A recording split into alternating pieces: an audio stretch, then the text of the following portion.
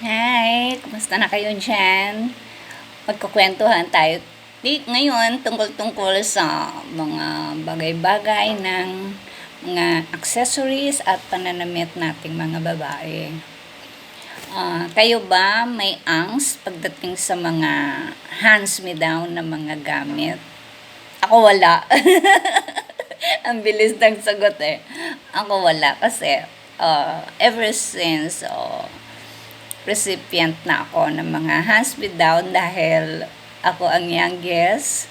Kaya siguro naging nature ko na yon na okay lang natatanggap ako ng mga ng mga pinaglumaan. Grateful ako kasi hindi na ako mag-e-effort na mag-shopping, na gagastos. Di ba? Ano lang yun? Napaka-practical ko kasi na tao.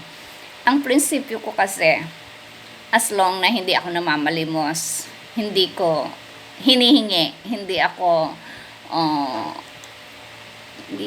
yung tipong pushing through. Hindi naman ako ganun. Kung bigyan ako, thank you very much. Kung hindi, okay lang. Diba? Dapat ganun ang maging attitude natin. Pero very thankful ako kasi marami nagmamahal sa akin. Marami nagbibigay ng gift. Siguro, nakikita naman nila, di naman ako yung tipong ungrateful na recipient. Kundi ba naman, di sana, nahinto na yung mga biyaya. Recently, may nagbigay sa akin ng saya. Yung sayang ginagamit namin sa pagtupad, pagsamba. Although marami akong saya, I have about 6 pieces of gown, white gown, na pinaka-uniform namin yon. Hindi ko maipamigay yun iba kasi yung mga kasamahan ko, hindi ko ka-size. Although maliliit sila, pero ang lalaki ng tiyan. Hindi magkakasya yung damit ko kahit 1 inch lang naman yung allowance doon sa mga saya. Ang advantage ko talaga, maliit ako, tapos medyo flat ang aking tiyan. Lumaki man noon, pero hindi kalakihan compared sa mga ibang mga kasamahan ko dito. Kaya hindi ko maipamigay ang saya ko.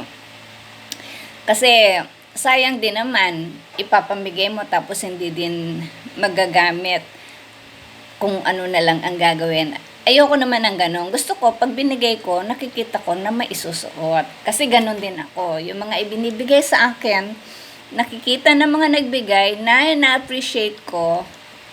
Kasi nakikita nilang sinusuot ko. At kahit matagal na, hindi naman gusgusin, gula-gulanit. May ingat din naman kasi ako sa mga gamit ko.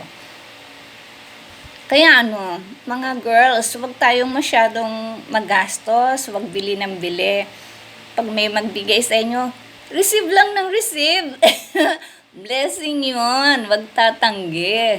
At huwag makipagsabayan kung medyo hindi natin ka-level sa income, yung mga ibang nakikita natin ang gaganda ng mga sinusuot, mga mamahalin. Ganun talaga ang buhay. Dapat practical tayo at dapat marunong tayong tumanggap ng katotohanan para hindi tayo maging bitter sa buhay. Okay?